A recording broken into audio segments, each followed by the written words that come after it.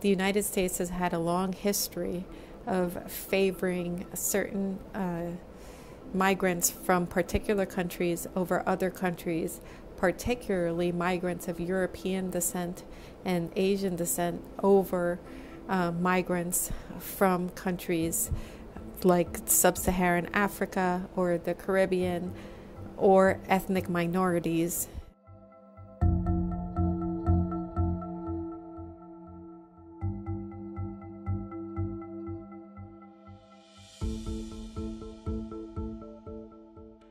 The Trump administration has decided that Haitians who have been here, approximately 59,000 of them, since the year 2010, which was when Haiti was devastated by one of the worst earthquakes in its history, should basically leave the country. The Salvadorian community, it's over 250,000 of them who have something like 200,000 American citizen children.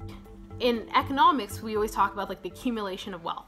So for example, our parents' generation, they work those jobs that no one wants. Cleaning, like my dad was a carpenter. I know my aunt back in San Jose worked like general just jobs just to get by and pay the bills.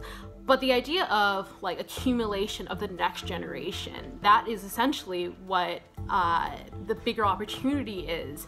So how do you replace tens of thousands of people who are working in these industries and hotels and janitorial and construction? You just can't do it. It's going to be a disaster for those employers. Perhaps the worst thing about this is the human factor.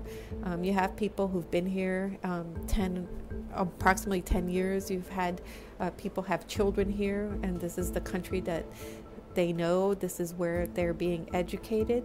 And you have good law-abiding citizens that are greatly contributing. Like for me, Canada's home, and I know for my cousins and my aunt, America's home. And I don't think anyone has the right to tell them, like, just because of the color of your skin, of what country you're from, you should consider moving elsewhere. If the Trump administration, or any administration really, feels like no immigrant group is giving a contribution, therefore they should get out. But the reality is, most, if not all, immigrant groups always make a valid contribution to society. Now he's governing. He needs to look at it on the impact on business, the impact on our community, the impact on our churches and our schools, and he's just not doing that. On a long-term basis, I don't see how the Trump administration could be oblivious to the fact that new leadership will rise and essentially the community will come together and make a voice for themselves. We see that with like the Women's March, like the Resist, like anywhere where people feel passionate that they want their voices heard, we hear their voices. I'm very proud that the union movement is just adamant and strong, putting resources into both TPS and DACA until we get what is humane immigration reform in this country.